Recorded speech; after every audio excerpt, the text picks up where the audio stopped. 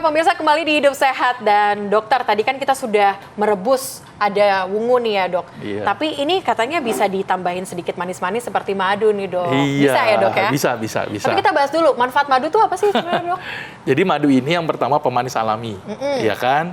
Dan ini juga direkomendasikan oleh Allah dan Rasul-Nya dalam Al-Quran, dalam hadis gitu ya. Dan kita tahu bahwa ternyata madu mengandung pertama nutrisi yang cukup bagus.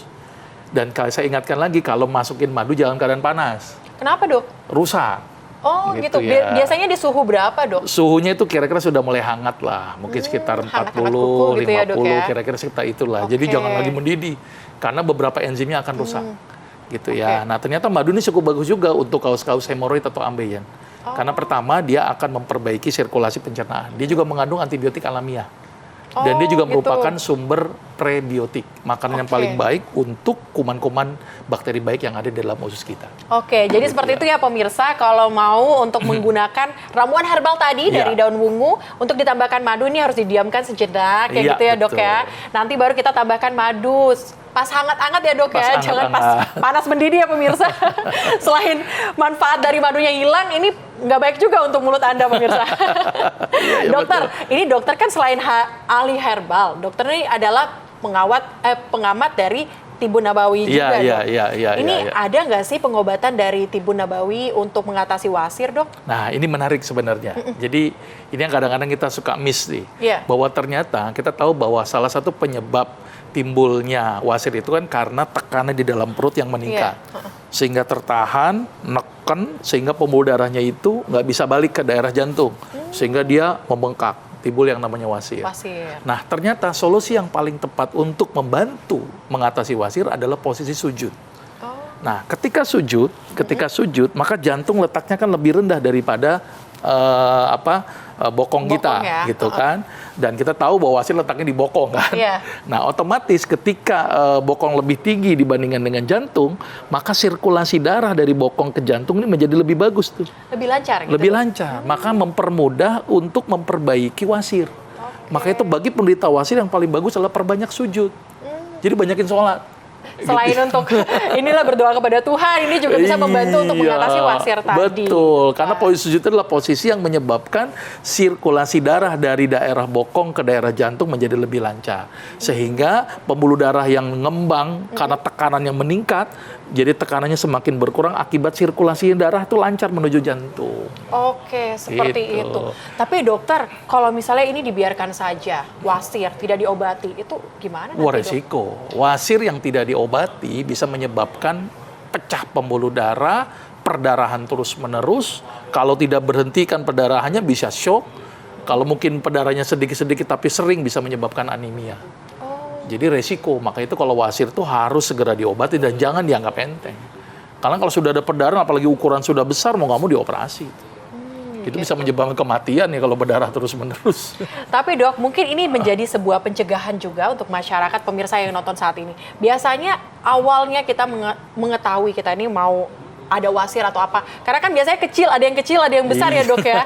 Ini biasanya taunya dari mana sih dok selain ada timbulnya wasir tadi? Ya, jadi hemoroid itu ada yang interna, ada yang eksterna. Interna itu yang letaknya di dalam, eksterna itu yang letaknya di luar. Jadi ada yang nggak kelihatan juga ya dok ya? Ada yang nggak kelihatan, ada yang kelihatan. Nah yang kelihatan itu biasanya ketika, mohon maaf, ketika kita lagi membersihkan daerah bokong kita ketika habis buang air besar, itu terasa ada benjolan-benjolan tuh.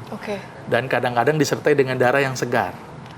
Nah itu waspada tuh, kalau buang air besar, kemudian ada darah, kemudian ada benjolan atau ada sesuatu yang membenjol di daerah bokong kita, gitu kan, di daerah anus kita, waspada, jangan-jangan itu jangan-jangan wasir. Oke, berarti ada benjolan, ini pasti buang air besarnya itu akan belum tentu juga, segar. Karena benjolan bisa banyak faktor.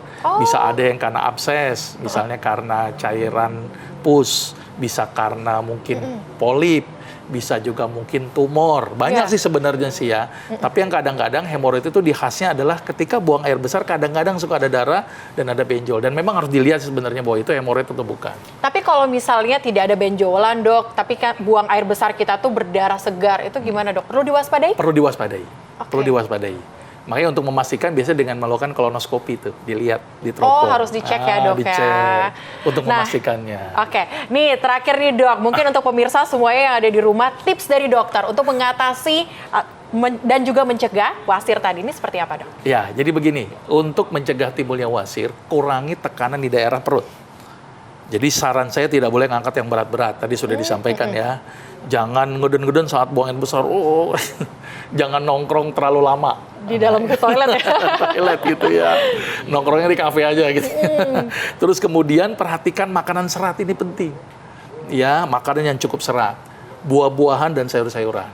Nah, kalau buah-buahan yang paling bagus dengan pepaya, gitu ya. Kalau sayur-sayuran yang berserat, misalnya kayak daun kelor tadi, atau bayam, atau kangkung, intinya adalah berserat, gitu ya.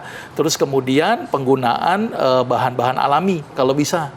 Misalnya dengan menggunakan daun ungu, gitu ya. Kecuali memang sudah tidak bisa berespon, kita bisa menggunakan aspek medis, misalnya tindakan operasi kalau memang sudah terjadi perdarahan.